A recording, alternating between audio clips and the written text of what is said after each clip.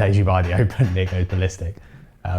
So there we go, we're live. So we were just discussing 2008 and people's ability to have called it or not called it. There are a lot of people who did, I'm sure. The skill with any of these things is timing though. I'm sure there's a lot of people who had this dead right from the early 2000s. Doesn't make them any money. You know, everyone who said the dot-com bubble was a bubble before it reached the top was dead right. And there was a couple of funds, Tiger Management, which is one of the biggest hedge funds in the world, shut down on the dot-com bubble, basically because they shorted it all the way up going, this is rubbish. So time is the key thing. And Keynes's phrase that markets are irrational longer than you're liquid. Precisely, you know, we can all have tons of different scenarios of things that could potentially be the next crisis, things that could happen that will create a shock in markets, that will be very positive for markets, all of these things.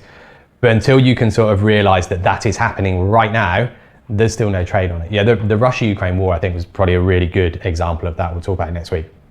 That I don't think that's a massive surprise to anybody. I don't think anybody, when Russia started building troops up on the border, was thinking, no, they're not going to do anything. You knew it was possible, but there's still not a trade on that until the day it becomes possible. And then suddenly that's the trade. You know, your job ultimately is time. And that's the good thing about being a day trader, that you don't have to get the timing that right, because the timing tells you, it comes along and goes, oh, look, they're invading. You should care about this now.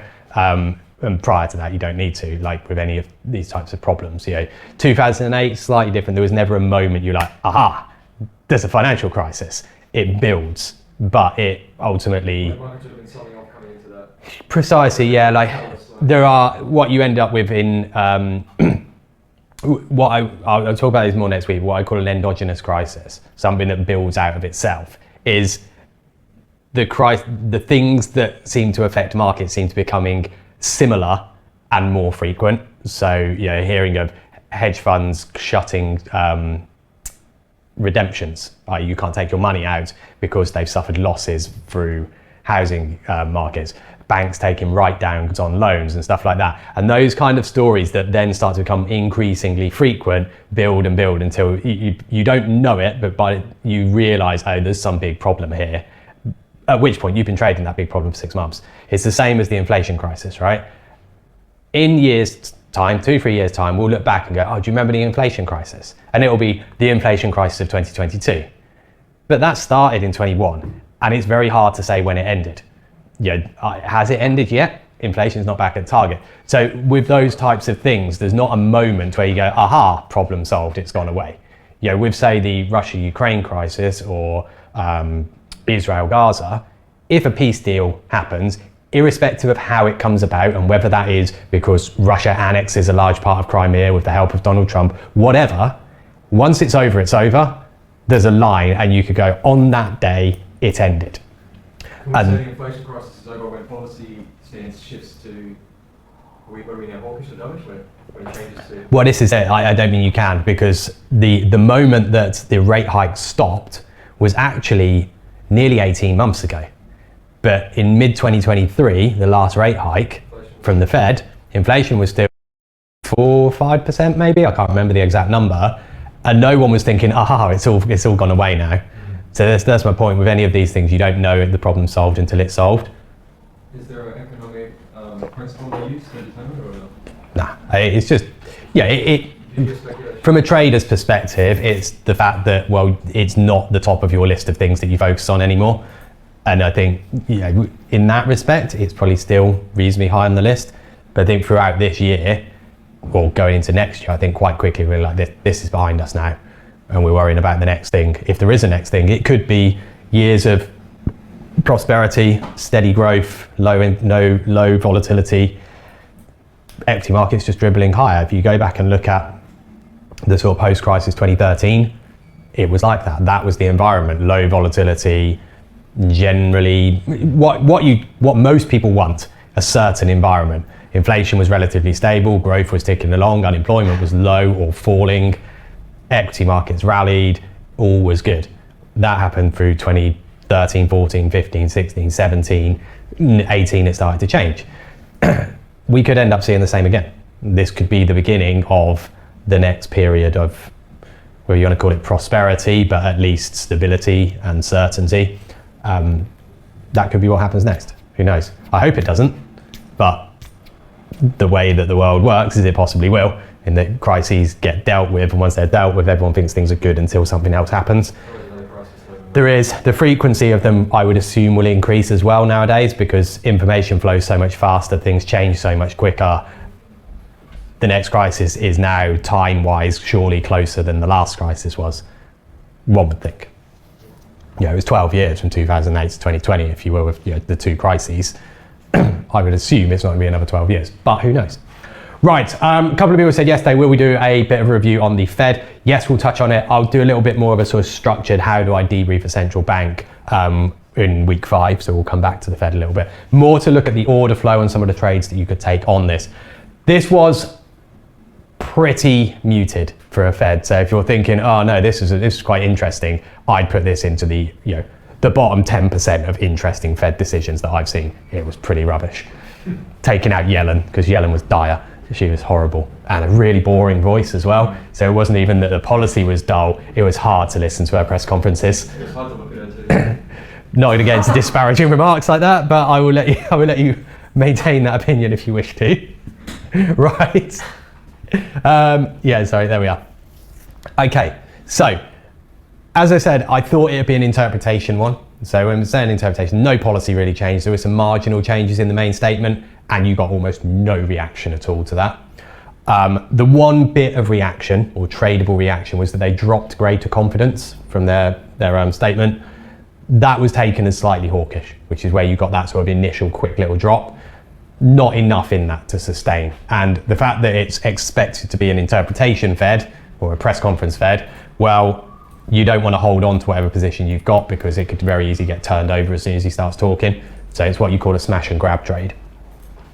I highlighted, because the main little bit of action on this, at least in my view, was the phase around about the first question. First question he got asked, and he gives a variety of different sort of comments in the answers. The only other bit where you seem to get a little bit of reaction was where he was asked about would he resign if Trump asked him to which he said, no, I'm not going anywhere. And then they asked him something along the lines of, could you be kicked out? And he said, it's the law, I can't. He was very defiant. He's going nowhere, which I think on the whole, markets took reasonably positively. I think generally Powell is viewed as pretty decent Fed chair. So markets saw that pretty well. And sorry? Exactly, he's the man. He is a good Fed chair. From a trader's perspective as well, he's been brilliant.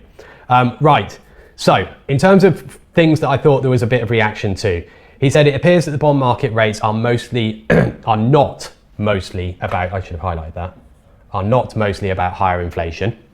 Since September, the main economic activity data has been stronger. Some downside risks the economy has diminished, and take away a sense that the downside risks have diminished. So on the whole, what he's basically saying is inflation's not a worry anymore, the economy is doing well, and risks are going away.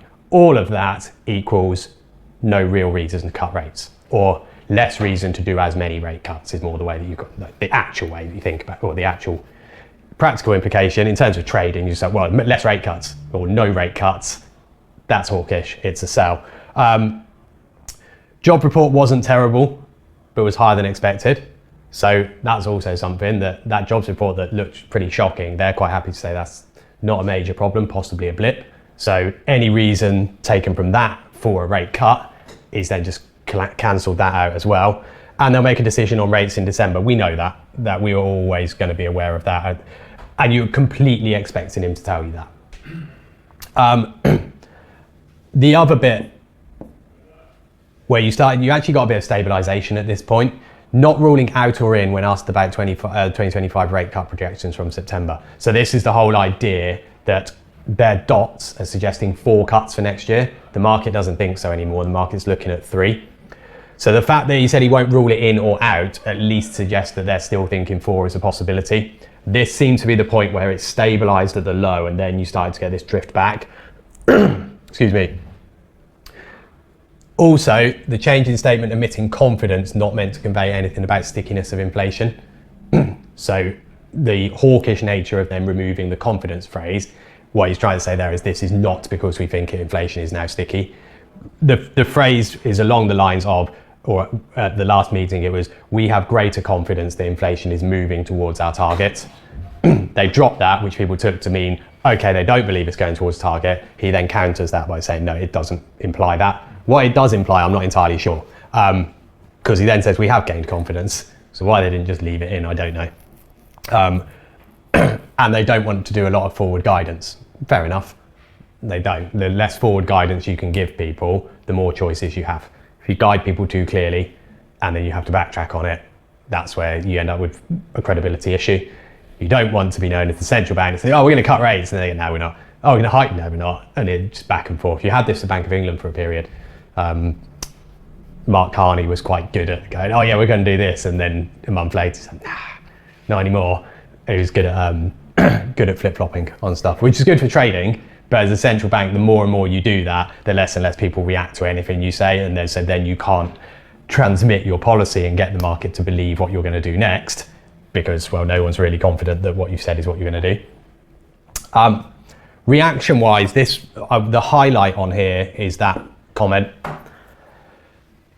That was probably the most tradable move, and the bit that, for anyone who made any money on the Fed, it was that 3 minutes of action. That's the thing with these types of meetings. You've got a short period of time to have a go at it, and the way that people look at these types of things, it's not quite an ECB style punt trade, but it's what I call a punt trade.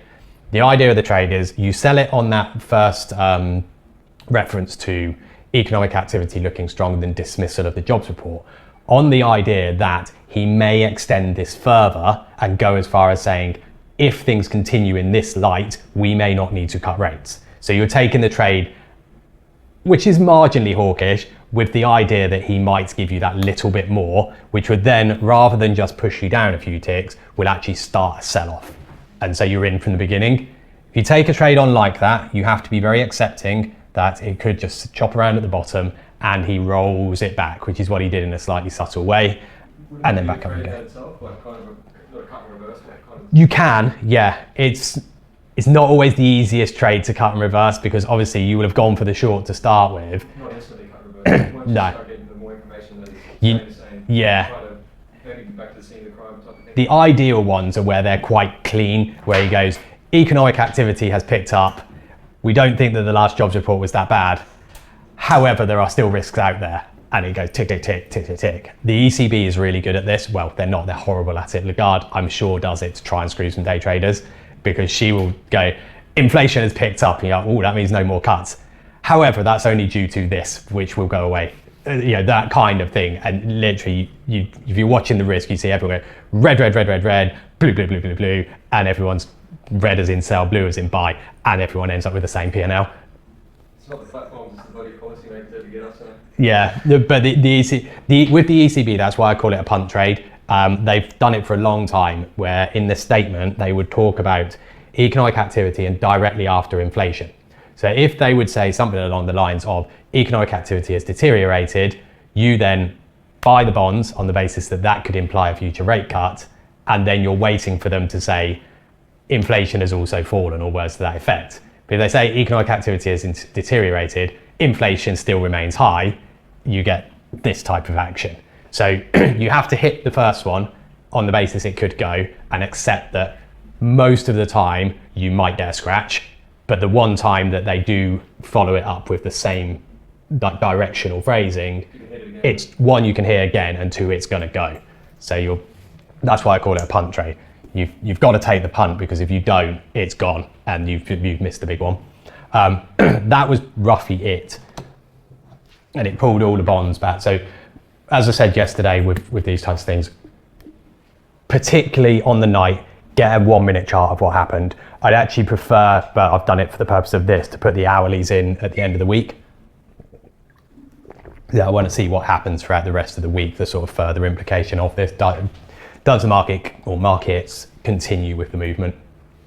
That's what you got in the bonds. Excuse me. That's what you then got in the S&P, in gold and euro. What was quite noticeable about these, and this is why I like putting like a global crosshair on them, the S&P and gold were 1 minute late. as in they didn't really start to go with the bonds. The bonds started to drop, the euro dropped with the bonds, these two didn't really go. Prior to the Fed, or not prior to the Fed, but on the back of that initial movement, it was the S&P and gold really didn't react a great deal at all. So what you're doing whenever you're trading these types of things, you see it in the way markets trade. They're not massively reactive. That then immediately becomes the place where you think, I probably don't want to be here.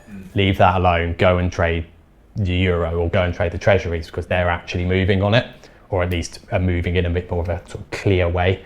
If you look at that, the S&P stayed within the first minute of range all the way until about 8 o'clock, which did nothing. And that's not exactly a big move. That's 12 handles. So after all the movement we've had recently, the S&P basically just chopped up and down 12 handles. And really, the majority of that was even smaller. It was probably about 7. I said it on the stream yesterday that if you come into this, you didn't know it was the Fed yesterday, and you just traded from 7 o'clock, I think a lot of people would have done quite well, because you'd have just gone, oh look, it keeps stalling down there, buy it, it keeps stalling up there, sell it, and it actually moves between the 2 points quite easily. So you'd end up getting opportunities. There was flow, there was movement, but ultimately it was movement that didn't go anywhere. A regular day, but with more volume and faster. That's the main bit. That's what everyone wants, right? You look at the volume here for gold, the blue line's the average. The S&P a little bit less so. The euro, you've got more action going on. That's what you want. All day long, if someone offers you more action, it's the same people, it's the same movements, but it's more volume. And so then you're going to get flow, you're going to get a market move, and you can see when people go against it. You can see where it gets stuck. And what you also can then assume is if it gets stuck here and it starts to move back, it will move. Whereas if you're in a period that's got very light volume and nothing's going on, it gets stuck more just because, well, people have just given up buying it and it sits there. And it doesn't mean anyone comes and sells, they just sit there. And it's much harder to read. When you've got volume and you've got movement, it's become so much easier. That would probably also look a lot higher, but I've got the close in there, so it's scaled that in, which makes these look much smaller. If I got rid of that, I think that would still look pretty big for that time period. I'll whip the ladders up. What I'll show you as well in a minute is the Bank of England one. I know we didn't touch on the Bank of England much yesterday, mainly because, well, the only thing you could really trade on it's the pound, because the other stuff's on ice. The other markets you trade are gilts or SONIA. SONIA is the same as SOFRA. It's secured overnight. I can't remember the exact phrasing for SONIA, but it's overnight lending, basically. Similar to Fed Fund futures. Right, I'll play the bit that I was going to do on this one was the move.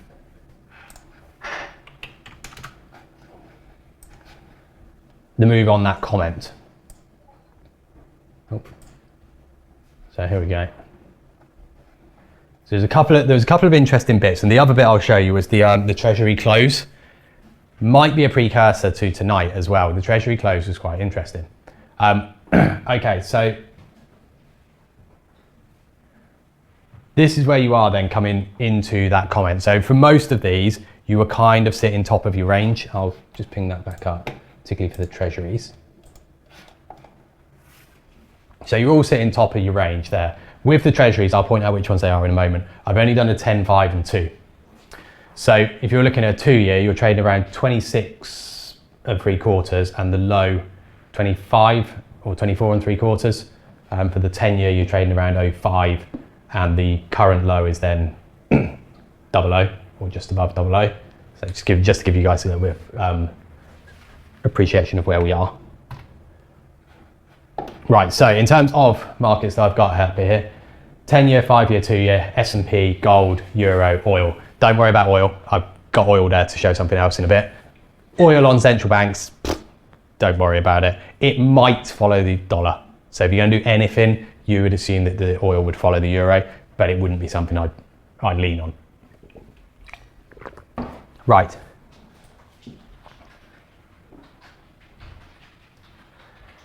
So what you're looking for here, you're looking for this kind of steady movement across the board. Generally, whenever I'm watching central bank ones, I'm usually looking at the bonds. And if you're going to get a move, as in if there is a clear market reaction to something, you will typically see all the bonds kind of together all go tick, tick, down or up, whichever way they go. That's kind of what you're looking for. That goes, aha, now people are reacting to this. So that's the bit that I'm always interested in. It felt like it stalled then.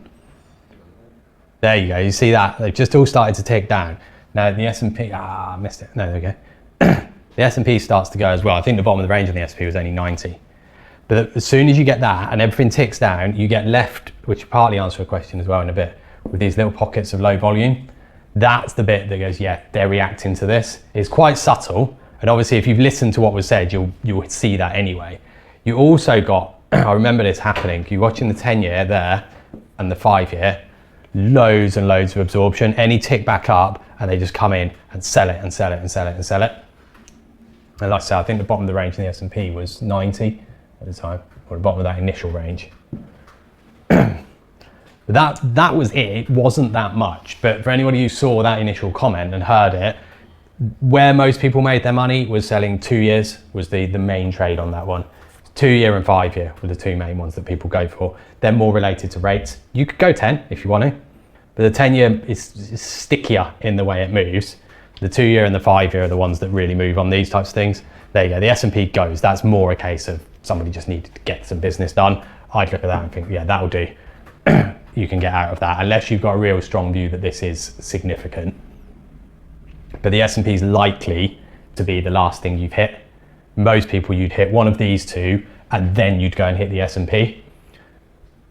When you're doing something like that, if you've hit the S&P, what you don't want to be doing is hoping for more and more and more out of this. If you've got a worse price here, if this is the best prices that you've got because you got into these first, try and hold on to these and manage this. By managing this, you give these the greatest chance to keep on going. And they do keep going for a bit. I remember the 10-year trading 29.5. Only because I've been experimenting with a 210 spread, and 29 was the place to try and get out. It wouldn't tick it down, so I remember that. So I know that was roughly the low of it. But you see it on the way down, particularly the 10-year, they really sort of got heavy onto the offer. Yeah, they don't let it back up. So what you're looking at as well is if you're going to get a reverse, they'll clean that out, and that would then be your chance to buy. If they've been sort of selling at 30.5, once they take that out, that's not a very good execution in a 10-year. You've got to be a little bit more accurate in your entry because it's not going to move very far. If you're only looking for that much, paying up 3 ticks is a long way to go to be able to get into that trade. You're giving up a lot of your trade. The S&P as well, when it does this quick zip down and it leaves that, oops.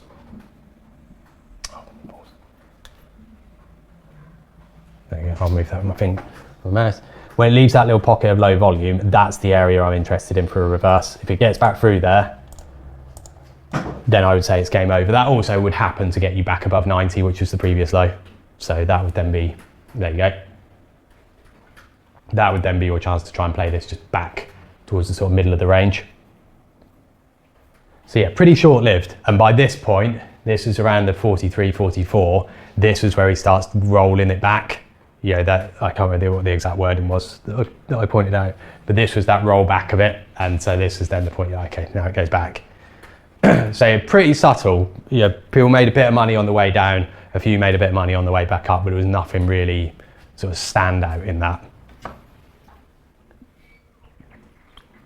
Which is often the case on these types of things. Right. Oh, replay will get funny if I leave those offers there.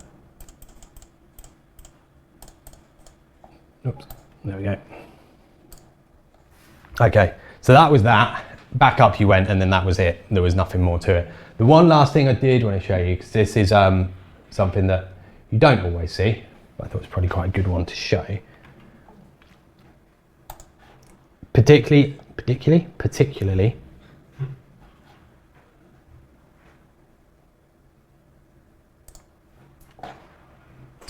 Let's wait for it to kind of load itself up. Right, here we go. The 10-year at the close. So what you're watching for here is somebody comes in and they really want to buy this going into the close. There we go, we're in business. Right, a little bit slow getting the replay going on this. whenever you get to any close, one thing that you're looking for, remember the treasuries close at 8, one thing you're looking for is the volume on the bids and offers to start to increase. The other thing I'm interested in is the direction of trade. So you're watching the last traded quantity and you're watching the size of the bids or offers. You can assume when you're hitting a close that if somebody puts a massive bid, it's not fake. It's too dangerous because somebody may need to sell a lot, and if you put a fake huge bid, someone just go whack and you get filled them. So trust the large orders if you see them around this time of day. At this point, you've got about a minute to go until the close, and there was a really interesting little bit of action on this. So you'll always get this type of thing where you end up with lots and lots of what I call churn, loads and loads of volume. You've done 7,500 at 05s. There's nothing to read from that, the fact it keeps going. It goes bid at 05, it goes off at 05, bid 05, off at 05. Now it's traded through 6,000 on the bid. Oh, we're too slow on that. So you saw 6,000 came on the bid, it trades up, 6,000 comes on the bid again and moves up. You would assume, replay screwing me over here. You would assume that this is going to be real. So what you're trying to do is buy ahead of it and try and get out just above. You're not going to get that much volume done. That much movement is T-notes. But that was someone coming in because they had a lot of business to do at the close.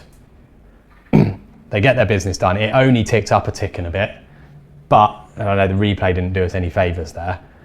If you see that and you can get in, yes, you only take a tick or two, but it's a tick or two. When you've just been shown somebody wants to buy it, you buy ahead of them, nice and simple, tick, tick, job done. And yes, it doesn't seem like much, but if you do it on 10 lots, it's, 2 ticks on 10 lots is $300. Do it on 100, it's $3,000. Yeah, so yes, you need to apply a bit of size, but even if you're not taking tons and tons out of it, if that's done, you do that on 10 lots, which is quite reasonable for someone trading T-notes even early on, that possibly covers your round trip costs for the day because you've seen a large order and you've gone click, click. And it's stuff like that that shouldn't be dismissed. It seems simplistic, it seems really basic, and people are like, surely that's a bit below my knowledge and my skill level. And you're like, well, it might be, but $150, you might as well take it. That's the thing to remember. Also, what you then got, and it's harder to say that this is typical, but post the close, you then started to get this ticking up anyway, which was also, you start getting this ticking up after the close. I wouldn't view the close to be indicative of any future movement necessarily, but it's something that you should be aware of or should be watching out for. Right.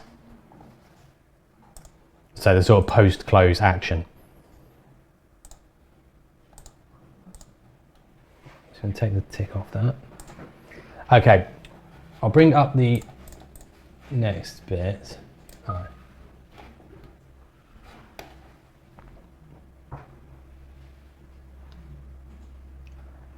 Okay, so just following on to that, which is a discussion that we were having earlier in here, which I think is probably relevant for most people. And this is a question around what should you be watching when you're in a trade?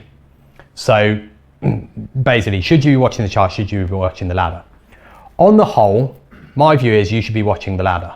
And part of this conversation came up around getting, I can't remember whether it was spooked out or staying in the trade based on the way the candle is forming. And it was on this candle, which was that move that we just saw back down through the range, right? As this candle forms, at some point, this candle would have been a completely solid red candle through the lows. That's a pretty bearish looking candle. The thing with looking at the chart, and this is why I would always lean towards look at the ladder, if you're looking at a chart, you're thinking this is amazing, it's really, really bearish. Now, don't get me wrong, if you've broken the bottom of that range, as long as it stays below there, I would agree, it's pretty bearish. If it doesn't stay below there, then things start to change. So from my perspective, I'm looking at a trade like this. And so what I've got there, that's a 5, that's a 1, and that's a 6, that's not 60, that's a 15.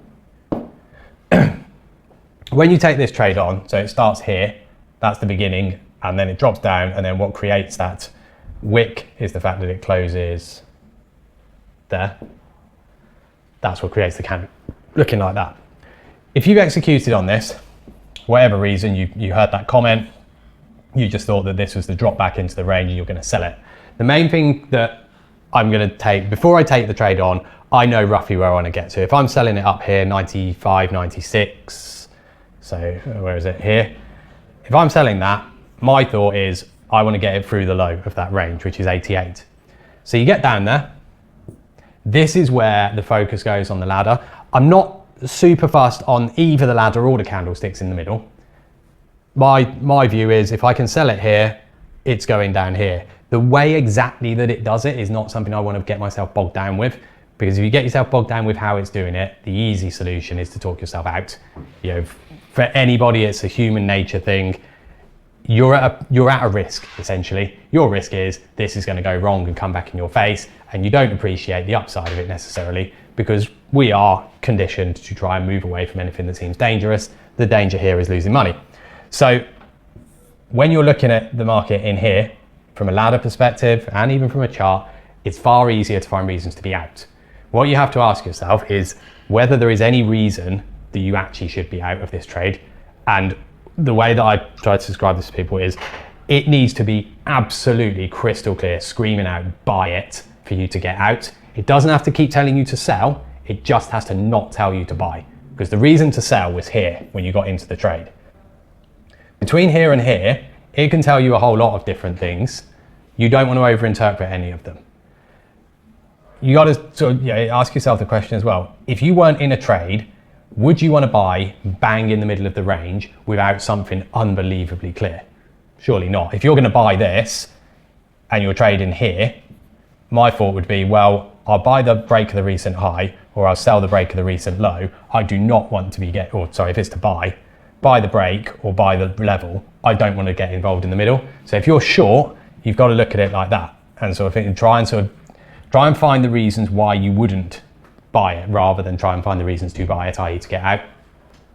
Once you get to a level that you've defined, this is the point where you make a decision, which you should to a degree have pre-made, as in, if it goes through and bounces back, how willing are you to hold on to this? Which ultimately comes down to a question of how much do you believe you're selling this for the beginning of a significant move rather than selling this to move down the range. If you're selling this to move down the range, I would look at this and say anything that spikes out the range, wonderful, just get out. You've got some bonus ticks.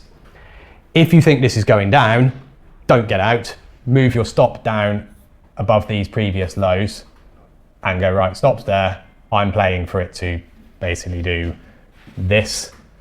All good. You're in a safe place. You can move your stop. So it's what the ladder shows you down here that's really going to matter. It's what matters when it gets to your entry point, and what matters when it gets to your decision/exit. If it's an exit point, if your trade all along was, it's a trade down the range, I don't think there's much decision to be made here. It's just out. And it's really the only decision is, do you place a bid straight away and just wait for it to go tick and you're out? Or do you see what it does there? And if it goes flick through the level, you've got an extra few ticks. So it's about that kind of almost going, well, I don't massively care what happens in the middle. That's your entry point, that's your exit point. Everything that happens in between is, to a degree, uncontrollable. You can't control what the market's going to do from here either, but on the information you have, you can at least say, well, this is the best place to get in order to get that move. Try and think about it like that.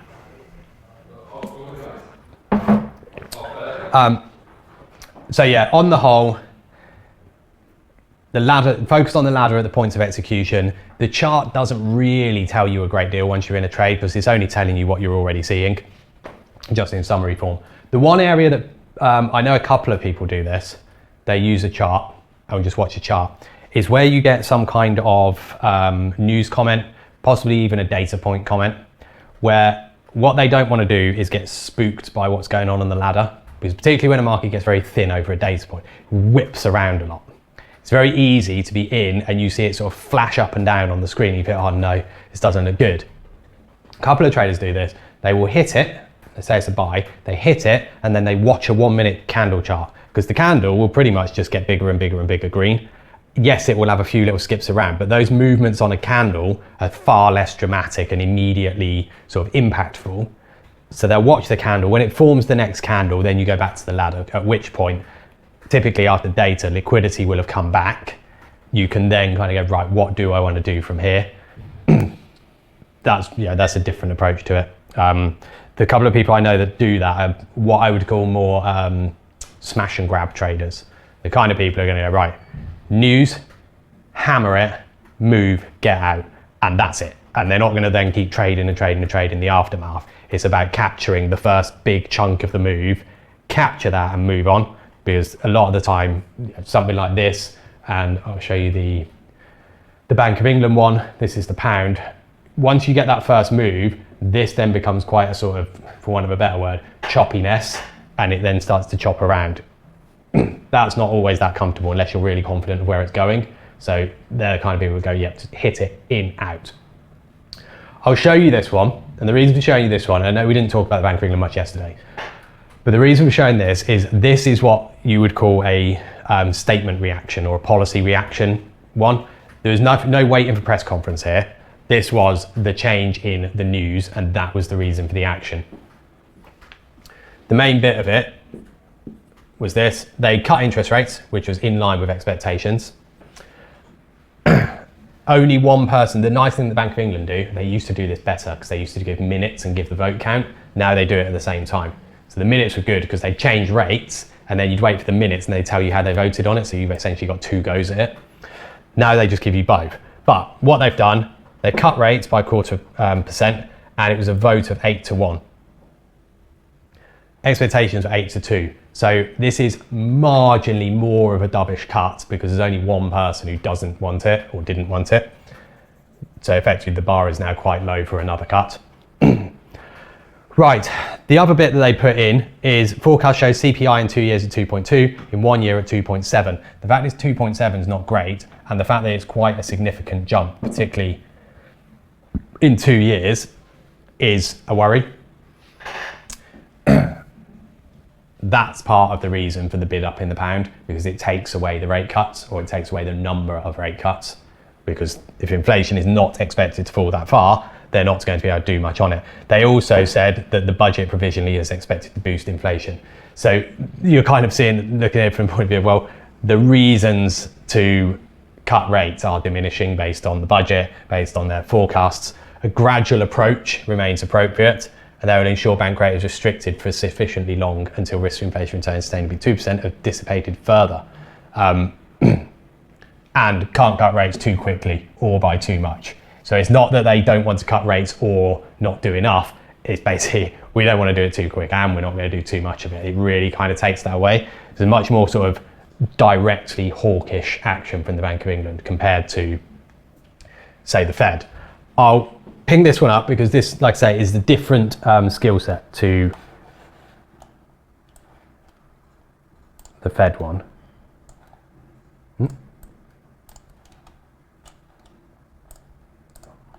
I'll put that up slightly bigger as well. Right, just like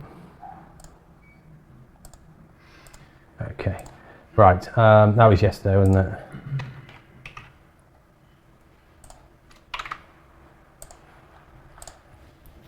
Okay. So it should get going in just a moment. Good. I had a worry there that it wasn't going to show me an LTQ. Okay. So here we go. So with this type of one, you know you need to be ready. You've got to be ready to act on any of them. So this is going to be much more one about how do you actually react and how do you get into this trade. This is about quick interpretation of what comes through. Most people will have had the inflation guidance highlighted. So you see it immediately and you can read it. You're like, oh, higher. That's a buy for the pound. That's the way you're going to have to do it. The budget line obviously wouldn't be a line consistent. So it's if, you know, people will have highlighted budget knowing that there may be a comment on it. So that might mean that people will have seen that. But it happens to come just above the inflation line anyway, so you're going to see it. Now, all of that came out at about 2 seconds past. So you expect things to go really, really thin beforehand, which is exactly what you've got here. Super thin now. And you get this sort of quick flick around. So you got 3 seconds in. You could probably have worked out what's going on there in 3 seconds. Certainly in 10. So you've got time on this one. What I'd be thinking about here then is we've had that initial flick down, which was this little move here, down towards 90. In your head, you're thinking worst case scenario, we go back down here and you're wrong. Having read the data, you know, 30 seconds later, you're looking at that thinking, right, I've got this now. I'm right.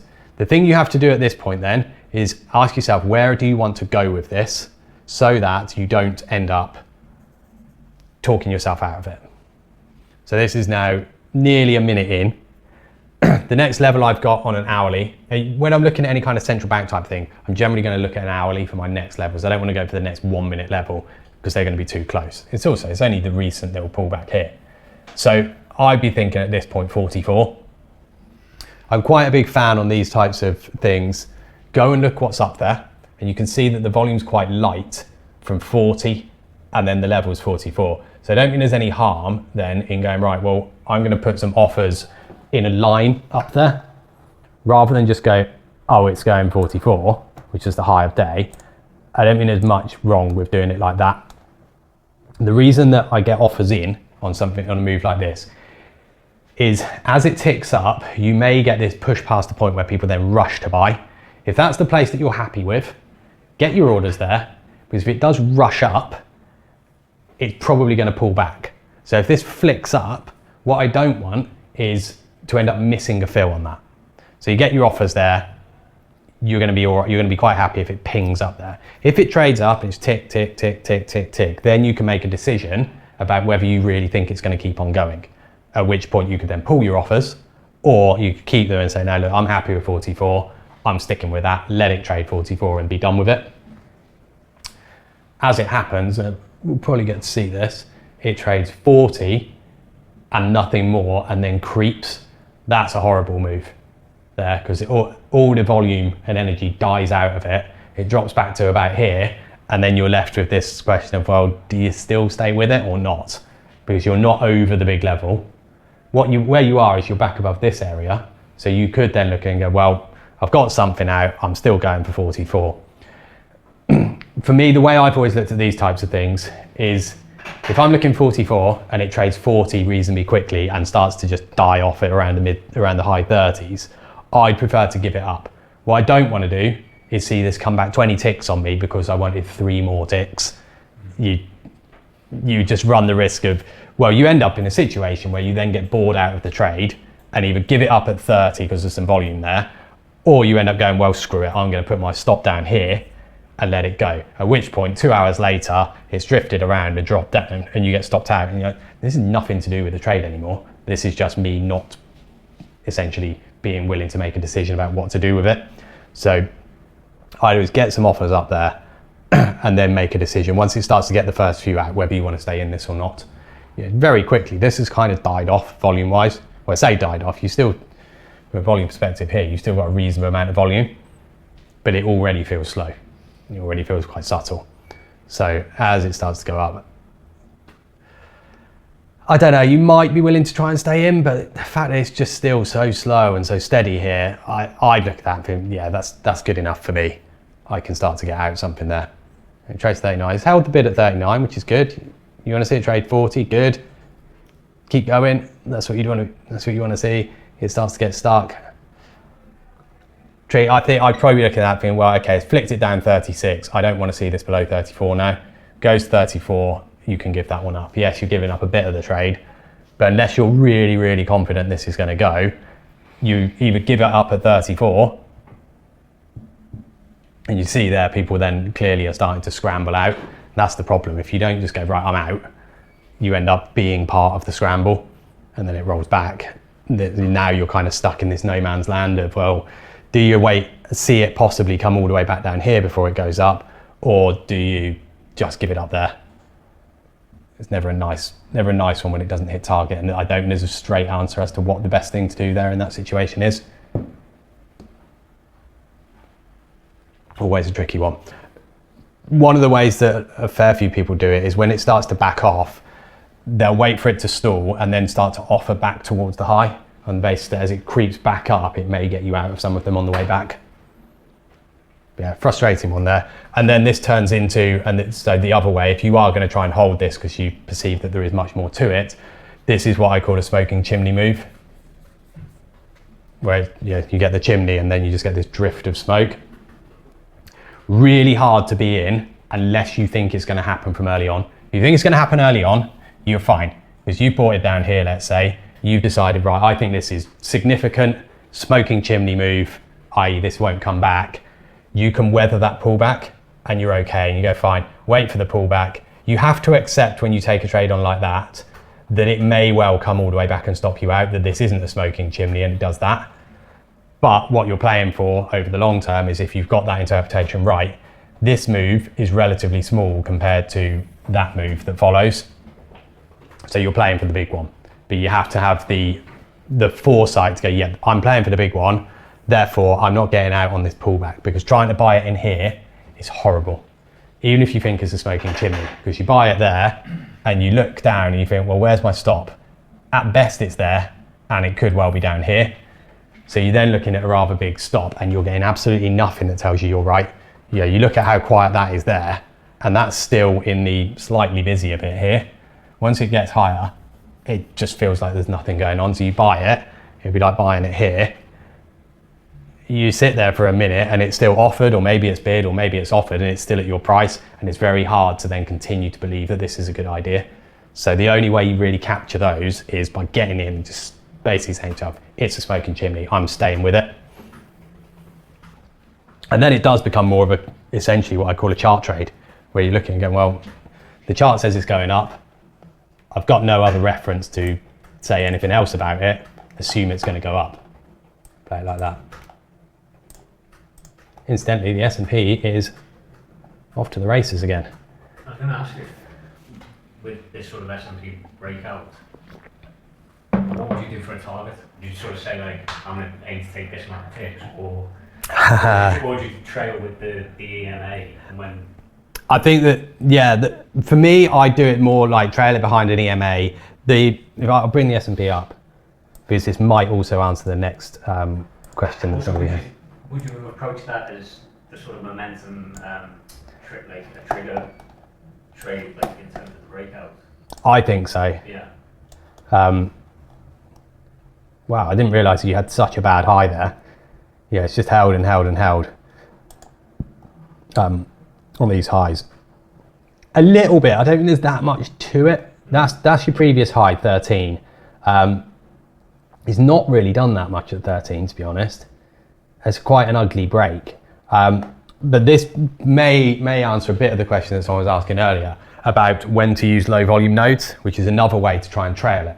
So if you're in from wherever you may well be in, one thing you're really, really looking for and really hoping to get is a pocket of low volume somewhere. Now, at the moment, I don't think it's really doing it. I thought initially as I was watching this, you might be able to say it'd be somewhere around here, but it's drifted back and filled it. And that's always the difficulty with them, that they're not formed until they're clearly formed. And this one looked probable around 15 and is now not looking very probable. But in terms of how do you hold on to something like this, yeah, there's a couple of different things. So if I'm long, so you want to kind of have almost a list of reasons to get out. One reason is going to be an EMA break. So break the little orange moving average. Another reason, if it forms, is to get through the low volume node. And the other reason would be if this hits a stop. Now, it's going to be very hard to guess where a stop might be because, well, there's no level. So you're kind of looking for something that just goes ping towards the upside. I'm talking, it's going to feel instant. It will go from 18, it will trade 18 and a half and it's off the screen. Something like that would be a pretty good reason to go, yeah, that'll do. I'll take it because that's an exhaustion move. It's at least going to roll back from that. It may not roll over and go down, but you would assume it's going to at least roll back to some degree, in which case then you go, okay, that'll do for me. But yeah, these types of moves into complete open space are difficult to try and find a target. This is where you can get people looking at measured targets, fib extensions, stuff like that. This is a good example as well of candle, that looks really bearish there, full red candle down to 12. Do you want to get out of that? Like with the EMA, I don't want to just talk myself out at the moment it ticks through it. I think you could quite justifiably say, yeah, I think that's gone now. I don't really want to stay in that anymore. So you'd probably be out at like 11 and a half, something like that. The difficulty with it is if you trail the EMA, you can end up taking quite a big pullback on it. But you have to just remind yourself that you're playing for, if this doesn't come back to the EMA, the next time it breaks it, it might be trading 60, 80. You don't know. So there's no reason not to just stay in it. So we'll see what it manages to do. This is the second day in a row as well, post-election, where it is open drive, or at least, well, yesterday was, today at the moment is. So unless this goes and breaks the IB low, it's an open drive. You're looking for just continuation, continuation, continuation.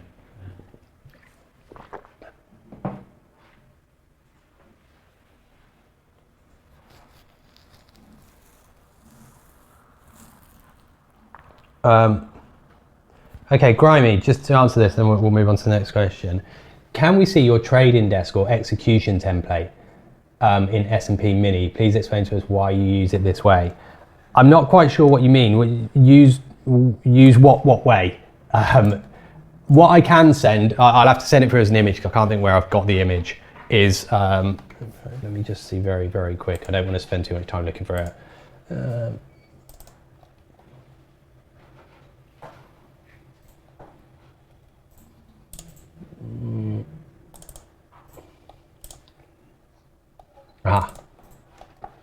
I don't know if this may be the question you're looking at or talking about or want answering, but if the question is how do you set your screens in your desk up, this might answer the question, slightly off topic, but that would be roughly how I'd have mine set up.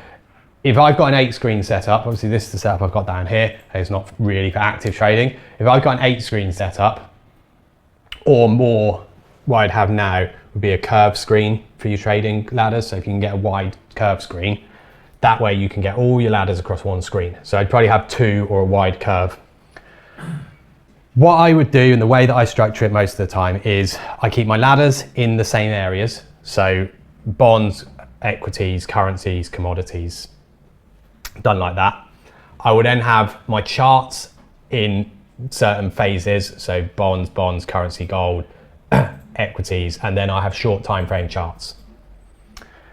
These things are always movable, you can shift them around. Another thing that I quite like to do, and again, if I'm really actively trading, what I would typically have is one news box right at the bottom of this screen. So it's right in your eye line. So that any news that comes out is right straight in your eye line. And then the markets that I'm most actively trading, I would have short-term charts right next to them. Get all your profiles together. Most charts for me are hourly, and then I'll have some 5 minutes and 1 minute of markets that I actively trade. News, and then you have an internet screen. So that's it. But the main thing and absolutely imperative of all the other things about where you put your charts and like, do you like looking at hourlies or where do you like your profiles, right side, left side, all of that. Middle center ladders, always. Middle center ladders, and depending upon how newsy you are, get news very, very easily visible as well. Think about, and it's worth taking a little bit of time to think about where you look on your setup and try and just have a little workout of that. I'm sure there's probably a program that if you've got a webcam, it would be able to watch you for a period of time and track where your eyes look. So if you can work out where you look most, put your news there. Your ladders always stay in the same place, but the most likely place that your eyes drift to should be where your news goes, because that's the thing that you want to be able to see quickly. So hopefully that kind of answers that one. But like I say, vary that however you wish to do it. But the main thing is keeping your ladders front center. Charts as well. I do my charts of certain colors for different markets. So for example, all of my equity markets are in blue or purple. Blue is European, purple is American. Bonds are green for Europe and orange for US. Gold is yellow, unsurprisingly. Oil is gray. Any commodities of mine are gray. And then currencies are pink. And that's generally how I color my charts. Also, I don't like high contrast charts. If you're watching stuff all day long, I don't want to tire my eyes out. So I put all my charts, so whilst I say they're green, or as you can see there, that's currencies, that is actually pink. It's not, well, and the highlight on mine goes to whatever color it is and just shades it darker. That's actually pink, it's not gray or white. I do all of them slightly off white, just so you don't get that high contrast. My ladder screen as well, I turn the brightness down on the screen. A lot of people do that just to sort of tone it down, because if you're looking at it all the time, it gets tiring. So just like little tricks like that make a difference. You know, if that means that you're a little bit more focused for 15 more minutes in a day, that's worth something. Like with colouring charts, or the other variations, people colour their ladders and have different colours designate different things.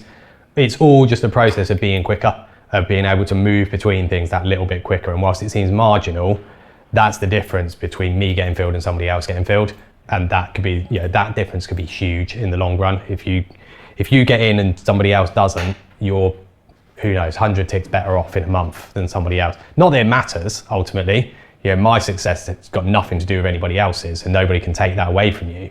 But being able to beat someone to a tick matters. So yeah, any of those little things that you can do to improve the way that you see stuff, the ease with which you can visualize stuff and interpret it, the better. Right. Question on flipping and spoofing, which I could probably answer without a chart. When would you typically see it? During quiet periods when volume is low and more easily manipulated, or when market is stuck in ranges. I don't think ranges are necessarily a precursor to it. I think, to answer typically or more likely, yes, if you're in the middle of a range, yes, you can get it a little bit more. I wouldn't rule out spoofing at extremes though. I'm sure I saw this, and I can't remember the date or time, so apologies for that. I am sure I saw this the other day in the Bund, where what happened was it was approaching the low and someone came in and went bid 1,000 at the low, and it went tick up, churned, so they then absorbed on the offer, and then they pulled the 1,000, so it went tick, tick, tick through the low, and that was the beginning of the move down. I think, I don't want to... Isn't that when we tried to throw in the afternoon and then rallied? Yes, it was down here. I think it was around 96. That was the area I was looking for, about 96, and they went bid, and then it went, and they just held it down. They didn't make that noise, but they did push it down like that. So that's one. Go and have a replay of that. And in fact, I'll try and find you on a minute chart. It was yesterday morning. This move here, and this bit here. So what you ended up with was, from a profile, because this also perhaps answers a bit of the LBN question, you built up a load of volume there, and in particular, take the profile back, you build a load of volume towards the low, and then what you got was somebody came in on the bid, and they bid it, and it traded up and down in this little range, and it seemed that what they were doing was accumulating a short, and then once they got what they wanted, they then, I'll move my mouse, they then pulled the bid, and it goes down. And so this is then the formation of the LBN, and then you start to get the volume builds out below. So this is then the point where if you're using that low volume, that's your protection. If you're short, you can place your stop at say 92, you're all good. So you can stay in that. It builds and builds and builds and builds volume down here, which is acceptance. Then it goes again, another low volume node. So again, if you want to try and stay in, you may end up getting stopped out in the mid 70s. And then back up you go. And then over time, fills it all in. And then you see that low volume that's over here, that then starts to get filled gradually, and then they fill it right in, or nearly, and back up you go. So that's well worth, go and have a replay of that. 9:40, you probably do it from 9:40. If you do it from 9:40 tomorrow, or yesterday in the Bund, sorry, not tomorrow, do it from 9:40 and try and see what exactly happened, and see if you can spot the spoof. I'm pretty certain there was one. Yeah. Sorry? Game show. Yeah, there you go. Instead, we were talking about this earlier. I said, oh yeah, if you were selling 92s in the Bund, your target was 59. That was that move there. Selling that there. You're now back above this area. That was the 95. So we were talking about this yesterday, that when it failed down, this was probably the chance for that bigger move up. I think that's probably where we're looking for now, or the more likely move. So that next point of call was 20s for the Bund. Right, anyway, let's get back to the other ones. Okay, So hopefully that answers the flipping spoofing one. Go and have a look at that one on the Bund as well. Right, the next one, this is a question from Aaron on LVNs. So LVNs are low volume nodes. Question is, what would be criteria to consider with regards to a good context for a passive LVN continuation trade? When should you stay out of a trade like that? Okay, I'm not massively fussed too much on context. It's more about, do I like the trade? Probably the bigger criteria in terms of wanting to take a trade on like this is you expect there to be quite a clear directional move, not some kind of drifty, choppy, no direction, or not directionless, but sort of grindy move. I'm looking at something where I expect this to be quite clean and quite straightforward. There's a good example of this post the Fed yesterday. Gold had rallied up, and we talked about this, back into this zone up here. So it's done the move. From a larger time frame, you've got a pretty clear LVN here, which forms a bit of support. Straight line was good to start with. That forms a bit of support. Where I would expect it is somewhere like this. So you've got this little range here on the break, and the LVN trade to me is a chance to get into a move that you perhaps missed the break on. So I want to always give myself options. If I don't manage to buy, excuse me, if I don't manage to buy through the high, which at this point was about 07, I might have to check that on the chart. If I don't manage to buy through the high there, I've still got a chance to get in the trade, and that's what I'm going to try and use the LVN to do. On this one, incidentally, that high was 08, so that is here. So that's your 08. So part of the context is I'm expecting the market to move through 08 quickly. On the basis, this is a breakout. It's going to stop out people who are short in the range, push out the range. So I'm to a degree expecting to see that, for one. Once I've got that, I'm then quite happy to go, well, I believe that this will stay in LVN.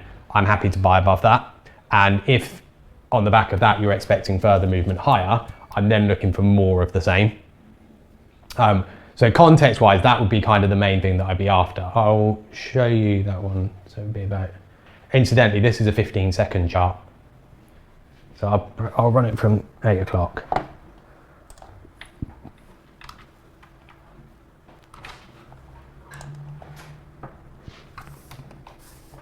Right, let's get the gold one up.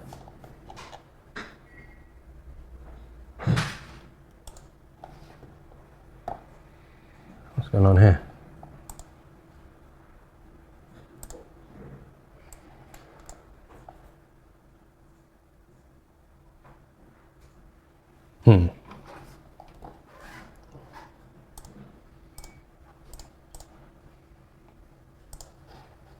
Sorry guys. For some reason it's decided it's not connected. Classic. Right, let's try it.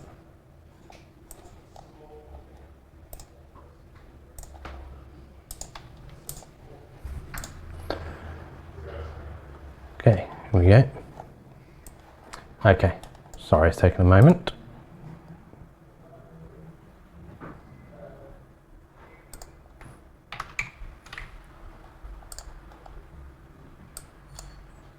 It might be quite helpful here as well, because it will probably, it seems to want to take its time. Jigsaw, since they've done an upgrade, seems to be a little bit more temperamental than it previously was.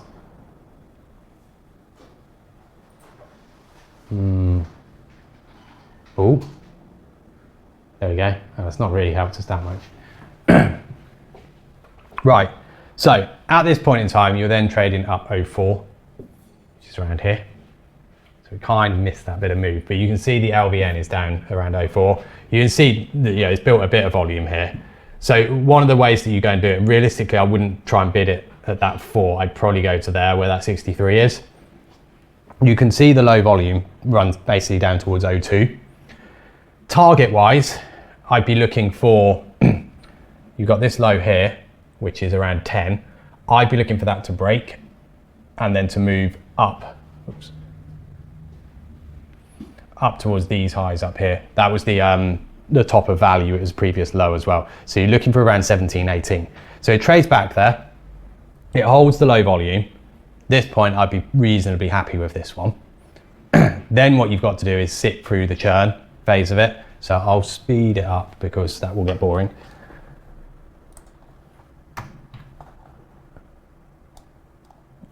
And ultimately, no matter what speed you're going, what we're interested in is the low volumes. So this is triple speed now. So it's gone up towards 06, which is this move in here. And then you're going to get that next break up. So you have also got the 05 there. You've got this sort of one lot lack of volume as well. Seeing as this is not yet broken the range. So the other thing to factor in here, you've not yet broken the range. So in that respect, if you can get in, wonderful. And I always think it's good if you can be in before the break. Getting in on the break's the hard bit. If you're going to try and buy on the break, you and everybody else can see that 32 lot, and that's probably what you're going to try and hit, which is not going to be the easiest.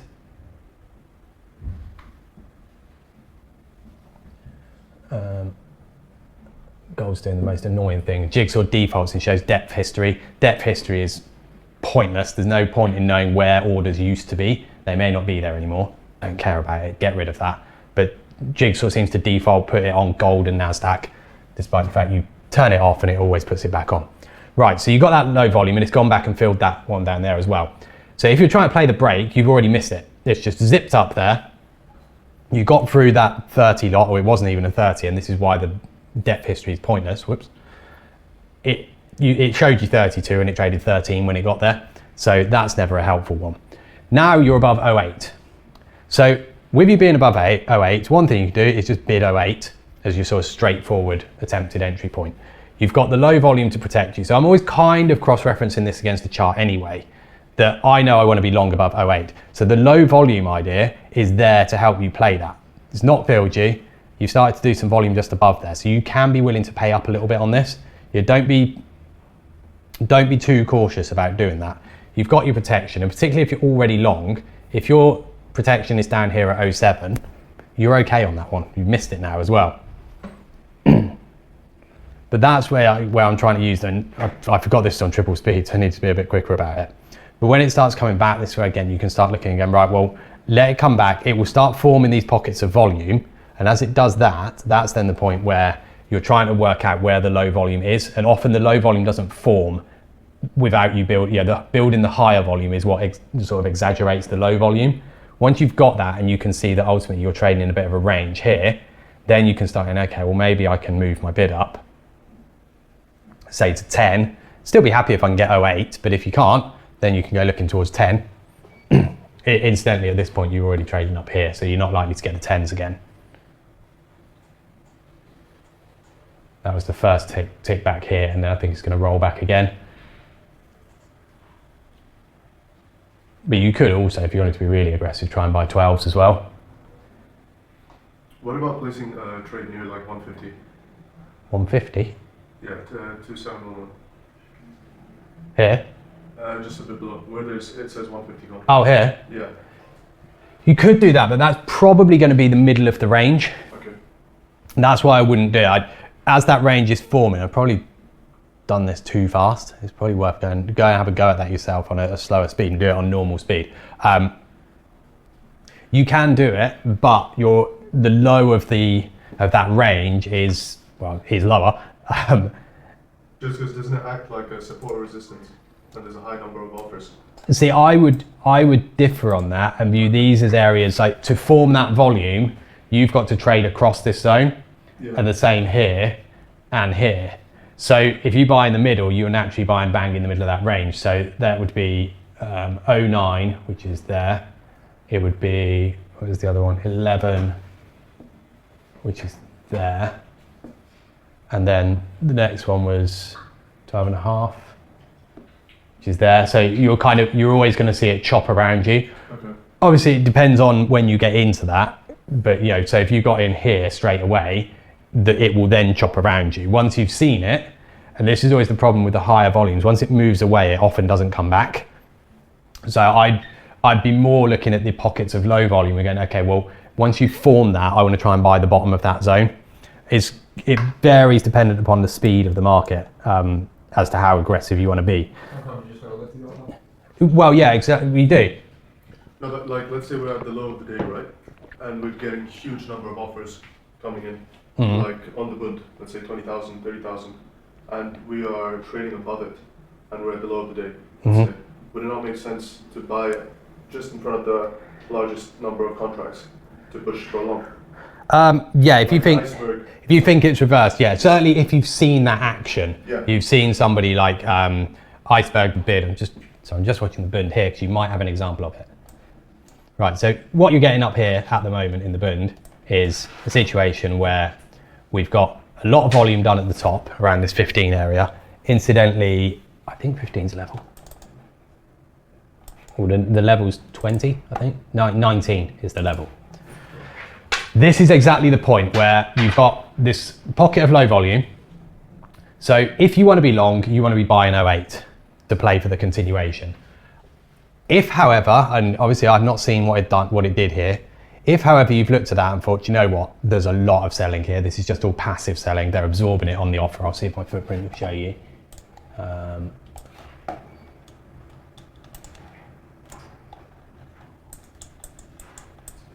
Probably doesn't suggest that, to be honest. It's very balanced. Looking at footprint, you know, there's no outsized amount of passive selling. If anything, it's probably a little bit more passive buying.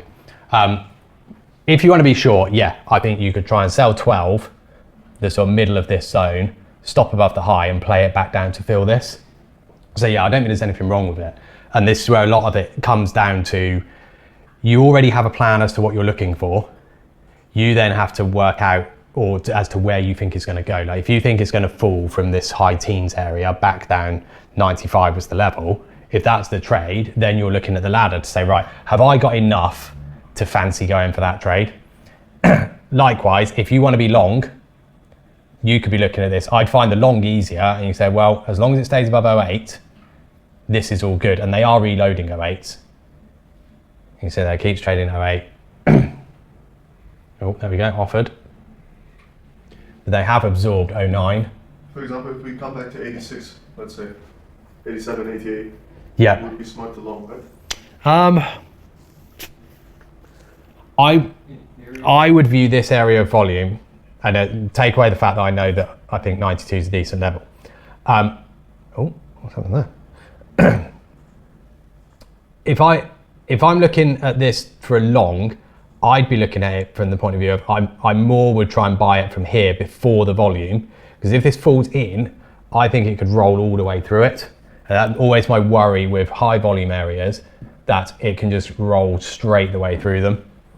Oh, that accidentally sold for me there, so we'll find out. Yeah. No sold. I was playing this as a spread against the Shats, so the average short price is, who knows, off the screen. Because we still down have, here. I think, 132.22 to take out. Yeah, I like that 1922.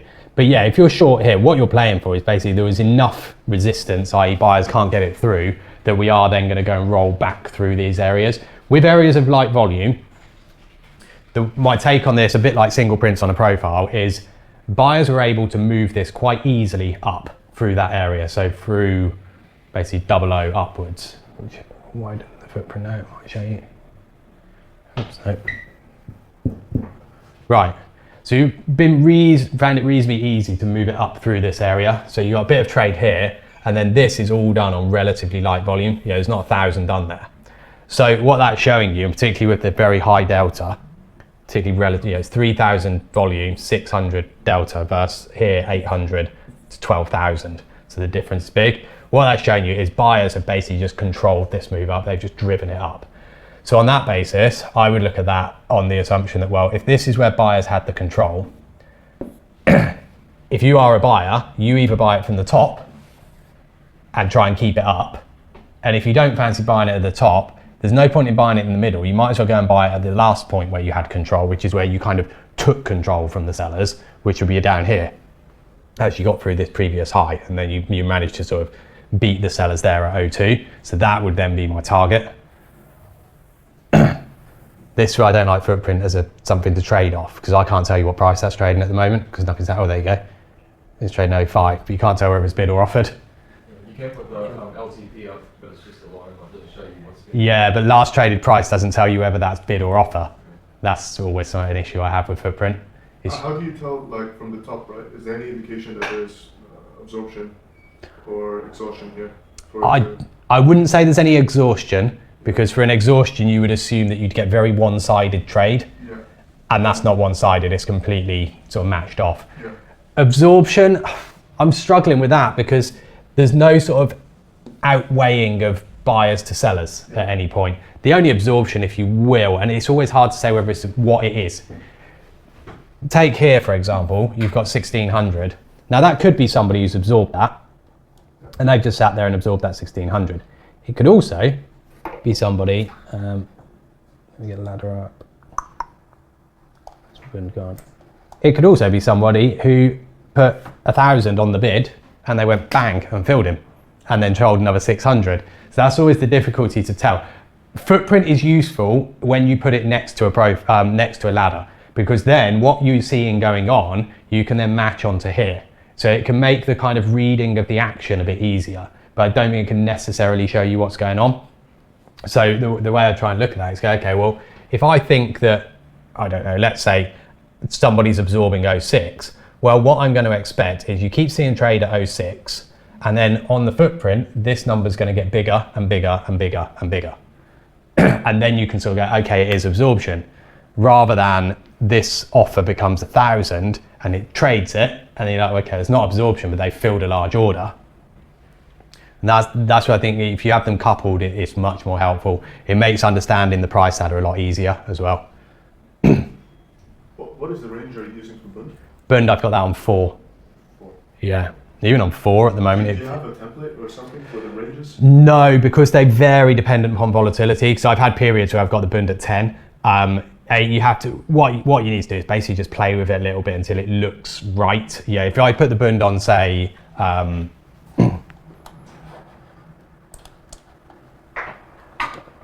let's put it onto, if I put it onto 12, I just don't think it really shows you all that much. Okay. You basically what you're getting is, they're very wide ranging. That's 20 minutes nearly. The next 2 are another 20 minutes. But essentially what you've got here is a volume profile. You've got a lot of volume done in here, and then the volume tapers off up here. So from a profile perspective, it basically looks like that. It's a balanced profile. Then you've got similar here. This one, you've got a profile that is very fat topped like that. This one, you've now got a sort of balanced looking profile up here as well. So I don't think it really gives you much. It just shows you a lot of volume just in big chunks. It might help you kind of see where there is a lack of volume. You can assume that this was a reasonably straightforward move. Straight up, nice and smooth, but quite what happened in here is really hard to read. So you have to kind of vary them around a bit and try and sort of play with them until it seems to make a bit of sense to you.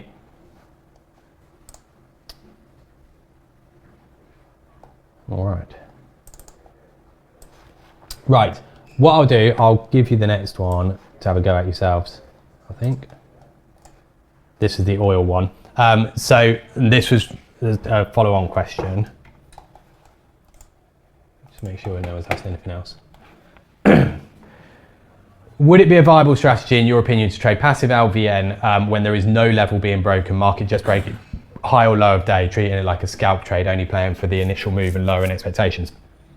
I would view breaking the high or low of day as generally reasonably significant. I don't think a level matters necessarily. You can be more expectant of an LVN type continuation on the break of a level, particularly a previous high, previous low. But it wouldn't be a prerequisite. So for example, this is one in oil. This was the one from the day after the election on the cash open. This is your classic overnight positioning trade. Oil sells off, sells off, sells off. There's your open. It trades down, it trades up. So there's your opening range, and then it breaks the range. So that's not the high, well, I guess the high of the cash session at the time. It's actually, at this point, it's about there. So it's really not a great deal of anything. But you could buy that looking for the LVN that push up. Once you've got that and you get that sort of ping up, you've got the LVN. Go and have a go at this one. Have a go at it from 2 o'clock on Wednesday. Try and spot the LVN. You'll see the range form anyway. So once the range forms, you're looking for the LVN on the break through the high. When it does that and goes pop through the high, that's the point where you can go, right, I now want to try and get in it. It's not an easy one to get in, and this is where the LVN trade matters. No level here has got more than 100 contracts, and in fact there's only one price, 45, that trades more than 50 contracts. So there's not much trade in there. It's just straight through it. So with that in mind, once it jumps up and stalls and starts to build volume, you have to be a bit bold on that. You buy 50, your stop goes down here, but what you're looking to do is fill the gap, which is 71.40. So you've got huge scope for movement here. A 15 tick risk is perfectly fine if you're looking for a 90 tick target. You've got all the reason to go and reverse this overnight positioning. You've got this range to trade through as well. It's all good. And that becomes your kind of trigger for the initial move. From a profile perspective, think of it like a trend day. You're just playing a mini trend day in here. It does that, pops up, you get in. This is another one where you have to remember what you're trying to achieve, because when it trades 75 and rolls back, that's pretty much to a scratch. If you remember that you're trying to get this, in fact, yeah, 71.40, you're trying to get this another, well, 100 ticks higher. You've only got 30 so far. Don't give up your trade after seeing yourself a third of the way to target and it come back a bit. That doesn't mean you're wrong. It just means you're not going to the target in the straight line that you dreamt of, which is never the case. It never does that. This is a bump in the road. It's annoying, but you're all good on this trade. Once it creates the next one here, because it's now popped through that high that you've established, this is where you could go, okay, if I want to be tight about it, I can move my stop just below where the peak of volume is here, or if you want to be really tight, just below the LVN, and stick it from there. And then you're in a position where basically you're going to end up with about 25 ticks or 100. Don't know which, but it's one or the other. So that's the way that I try and look at that. So go and have a go at it. See if you can carry it all the way to 71.40. That's a 15-minute chart, I think. So it'll be a little while. You might sit for it in an hour. But so once you've got in, then just look at what happens and think about, well, what do I want to see? How do I want to see this going on? It's a good challenge for you guys as well. Focus on the execution. Don't bother looking at the chart. In fact, I won't send the chart, but you know that this goes from 71.40 is your entry point, and your target is, 70.40, your target is 71.40, so 100 ticks higher. Get in the trade. What you're going to try and do, or what you should attempt to do on this, is once you get the first entry, don't just go max in. Go in with, if you're going to trade it on the big contract, do it in ones. Go in with one, and then try and add on at a different price to your initial entry, and maintain your average price always on side. If you get in quickly on that first jump, you should be able to keep your average price always on side. I.e., where it would go wrong is if you buy here and buy here, your average price will come to here and you'll go offside on it. So the aim is to buy when you think that you're safe, that this isn't going to come back, and try and then carry it for the 100 ticks. So you know you're going to get 100 ticks. It's about how you do it. It's a good challenge as well to see who can get the most P&L out of it. And if anyone gets, I think you've got 3 oil contracts. If anyone gets 3,000, obviously I'm not going to believe that, because you've basically just gone click all of it and just held it. Anyone can do that. And if you really want to do, you just start early and buy it from there and you'll make more than 3,000. So don't do that, but do it in one, get in, try and add on. Key bit though is try and do it and not let your average price go offside. I'm recording screen. Yeah, post your fills. That's what we want to see. Right, I'll leave you there, guys. Have a great rest of your day. Have a good weekend. We'll do a bit more on order flow beginning of next week. We've got CPI to trade middle of next week, so there's going to be a couple of live sessions in the middle starting at 10. So I'll see you for some of those. Have a good rest of your day.